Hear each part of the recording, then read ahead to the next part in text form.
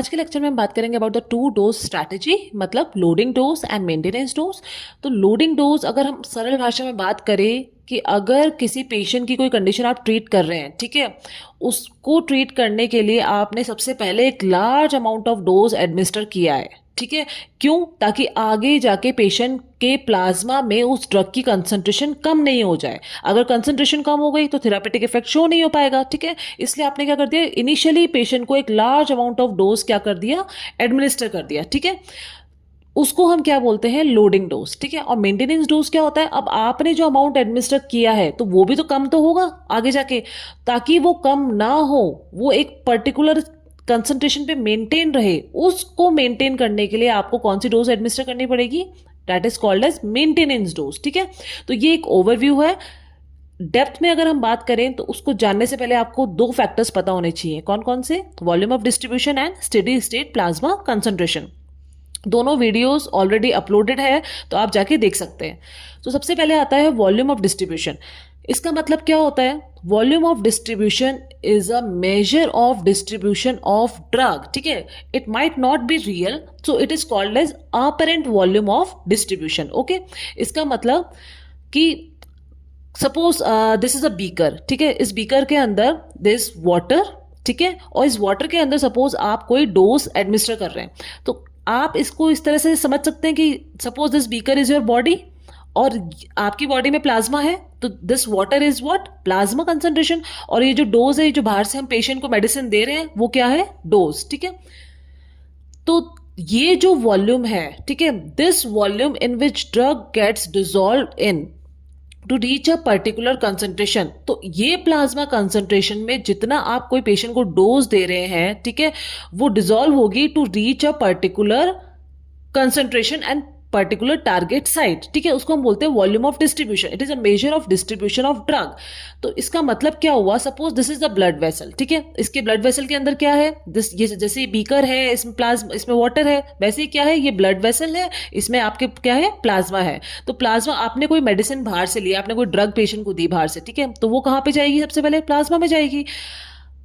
तो अगर volume of distribution ज्यादा है, अब यहां पर आता है मेन फैक्टर, क्या आएगा, अगर सपोज ये जो ड्रग आपने दी है पेशेंट को, इसका वॉल्यूम ऑफ डिस्ट्रीब्यूशन ज्यादा है, ज्यादा होने से क्या मतलब होता है कि more of the drug is in tissue and less is in plasma. मतलब जो आपने ये ड्रग आईवी इंजेक्ट करी, वो ड्रग प्लाज्मा में तो कम है और ज्यादा ड्रग कहां पर पहुंच गई है, टिश्यू में, ठीक है। तो अगर कोई ड्रग टिश्यू में होगी और प्लाज्मा में कम होगी, तो उसका थेरापेटिक इफेक्ट क्या होगा, कम हो जाएगा, क्योंकि अभी तो ये टिश्यू में है, ये मेटाबोलाइज होकर रिमूव हो जाएगी। अब प्लाज्मा में तो ड्रग है ही नहीं, वो तो बची ही नहीं। क्यों? क्योंकि ऑलरेडी इस ड्रग का वॉल्यूम ऑफ डिस्ट्रीब्यूशन क्या है, बहुत ज्यादा है, तो वो टिश्यू में जा रही है, प्लाज्मा में नहीं बची। तो हमारा जो गोल है इस टॉपिक का, वो यही है कि हमें प्लाज्मा में ड्रग को बचाना है, ठीक है।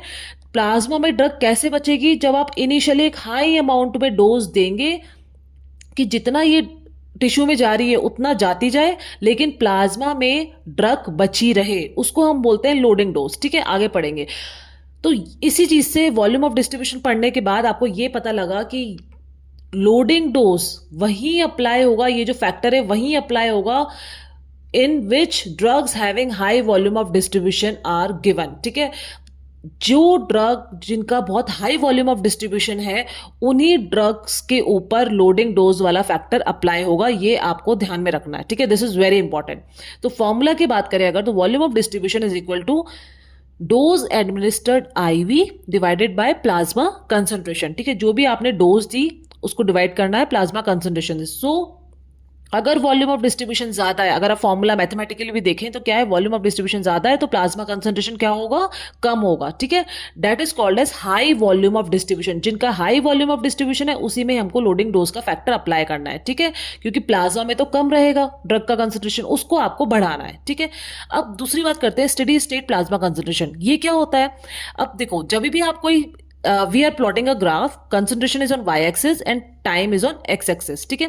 आप कोई डोज देते हैं, ठीक है, कोई भी आपने ड्रग की डोज दी, तो वो क्या होगा, धीरे धीरे अक्यूमुलेट होगी बॉडी में and finally it will reach a what, steady state plasma concentration. Steady state में पहुंच जाएगी। मतलब इस टाइम पे क्या होगा rate of administration will equal to rate of elimination, ठीक है, इस टाइम पे।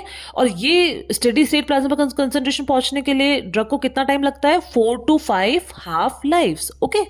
अब ये जो स्टेडी स्टेट प्लाज्मा कंसंट्रेशन है, this comes under what? Therapeutic range, ठीक है, ये थेरापेटिक रेंज में है तब तो सही है। अगर ये कंसंट्रेशन थेरापेटिक रेंज से आगे पहुंच गई तो it will show what? Adverse drug reaction, adverse effect. और अगर ये कंसंट्रेशन थेरापेटिक रेंज के नीचे है तो it will not be working, okay. So आप ये जो स्टेडी स्टेट कंसंट्रेशन है, it should be in what? Therapeutic range, okay. But ये कंसंट्रेशन पहुंचने में 4 to 5 हाफ लाइफ्स लग रहे हैं, ठीक है। मतलब अगर एक हाफ लाइफ सपोज मिनिमम 6 घंटे की भी मान के चलते हैं, ठीक है, तो it will take days, okay, to reach this concentration. But what if your patient is in emergency situation? Suppose किसी को सीजर्स है and you have to control it, okay. Suppose कोई मायोकार्डियल इन्फेक्शन का पेशेंट है and you have to control it, कोई anti arrhythmic आपको medicine देनी है, कोई एरिथमिया का पेशेंट है, तब आप क्या करेंगे? उस केस में आपको एक पर्टिकुलर ड्रग का अमाउंट ऐसा चाहिए होगा कि वो ड्रग अपना इफेक्ट फटाफट शो कर दे। उसी केस में हमारे लिए क्या होता है? हम सबसे पहले एक large amount of drug administer करते हैं, तो सीधा ये जो लेवल है प्लाज्मा कंसंट्रेशन का, ये कहाँ पहुंच जाता है? थेरापेटिक रेंज और स्टेडी स्टेट प्लाज्मा कंसंट्रेशन की रेंज में, ठीक है। जैसे ही आप एक हाई अमाउंट ऑफ डोज दोगे, वैसे ही कंसंट्रेशन कहाँ शूट अप कर जाएगा? बिल्कुल at steady state plasma concentration. अब ये कंसंट्रेशन मान लो यहां पहुंच गया, this is called as what? Loading dose, ठीक है। अब ये भी कम तो हो गई, क्योंकि रिमूव तो हो गई बॉडी से, मेटाबोलाइज तो हो गई ड्रग। तो जैसे ये कम हो रहा है वैसे आपने वापस क्या एडमिनिस्टर कर दी?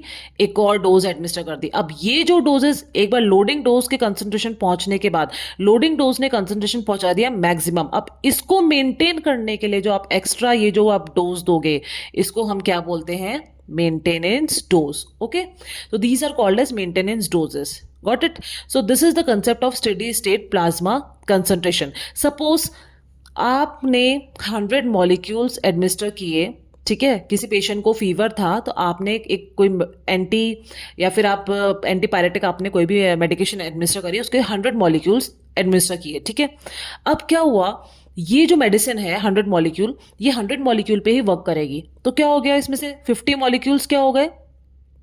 एलिमिनेट हो गए बॉडी से। अब कितने बचे इसमें? 50 ही बचे, ठीक है। तो अब आपको क्या करना पड़ेगा? बाहर से आपको 50 देना पड़ेगा, ठीक है। तो 50 आपने बाहर से ऐड कर दिया तो कितना हो जाएगा कंसंट्रेशन? 100, ठीक है। तो इनिशियली तो आप 100 दोगे ताकि प्लाज्मा कंसंट्रेशन मैक्सिमम पहुंच जाए, उसको बोलते हैं लोडिंग डोज। अब जो ये बाहर से आप 50 जो एडमिनिस्टर करते जा रहे हो, इसको हम बोलेंगे मेंटेनेंस डोज, ठीक है, टू मेंटेन दैट कंसंट्रेशन।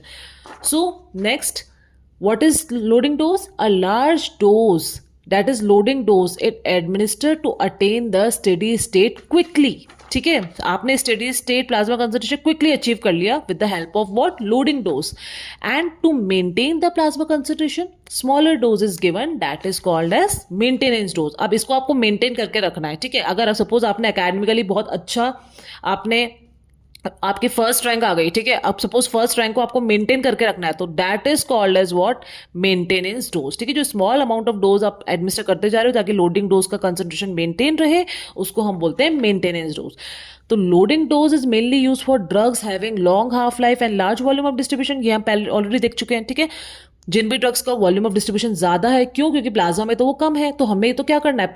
एक बार क्या करना है? एक बार के लिए हमको प्लाज्मा में उस ड्रग की कंसंट्रेशन को इंक्रीज करवा देना है, ठीक है, ताकि वॉल्यूम ऑफ डिस्ट्रीब्यूशन जैसे ज्यादा हो फिर भी प्लाज्मा में वो ड्रग रहेगी, ठीक है, ताकि इफेक्ट शो कर पाए।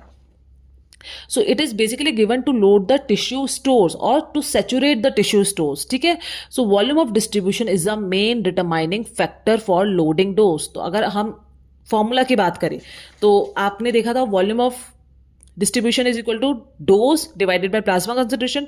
तो अगर मैं डोज को यहां पर रख दूं तो volume of distribution plasma concentration यहां पर चला जाए तो क्या होगा? Dose is equal to volume of distribution into plasma concentration. तो इसी से ही क्या निकल के आता है? Loading dose equal to volume of distribution into plasma concentration. मतलब आपको क्या करना है? लोडिंग डोज किससे डिटरमाइन हुआ था? वॉल्यूम ऑफ डिस्ट्रीब्यूशन से। तो डोज का फॉर्मूला क्या होता है? Volume of distribution into target plasma concentration, ठीक है। तो इसको अगर आप लोडिंग डोज मान के चल रहे हो तो आपको क्या करना पड़ेगा, फॉर्मूला क्या निकल के आता है हमारे पास mathematically, loading dose is equal to volume of distribution into target plasma concentration divided by F. What is F? It is bio availability. So अगर लोडिंग डोज मोस्टली हम आईवी के केस में देखते हैं, बट अगर अदर केसेस में भी देख रहे हैं तो बायो अवेलेबिलिटी में भी 0.9 और 0.8, ठीक है। तो you have to solve it, otherwise for IV bioavailability is 1, okay. So formula is loading dose is equal to volume of distribution into target plasma concentration, okay.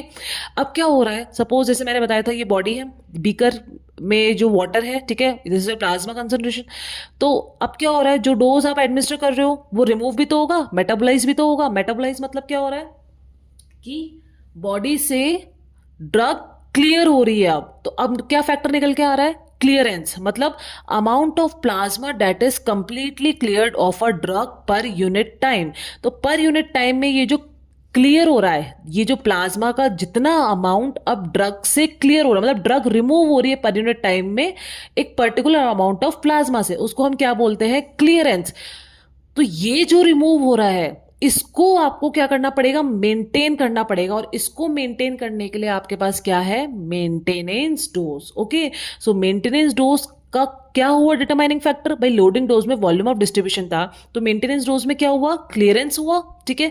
तो it will be maintenance dose is equal to clearance into target plasma concentration divided by F, okay, bio availability. So आपने देखा दोनों में ही क्या है, main target अपना क्या है, ये डोजेस देने का मेन टारगेट क्या है। सबसे पहले आपको एक फॉर्मूला याद करने के लिए आपको क्या करना पड़ेगा, this has been asked in INICT 2025, okay, this question.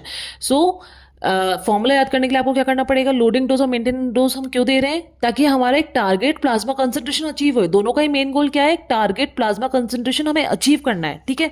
But loading dose किस पे डिपेंड करता है, वॉल्यूम ऑफ डिस्ट्रीब्यूशन पे, और मेंटेनेंस डोज किस पे करता है, क्लियरेंस पे, divided by bio availability, and same here, okay. So this is the formula, you have to remember this has come as a MCQ in INICT 2025, so remember this.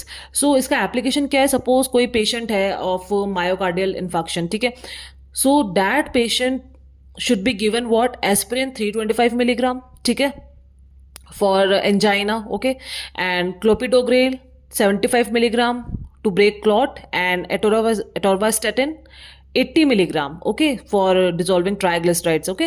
So these three are the drugs which can work as which work as what loading dose in patients of myocardial infarction, ठीक है।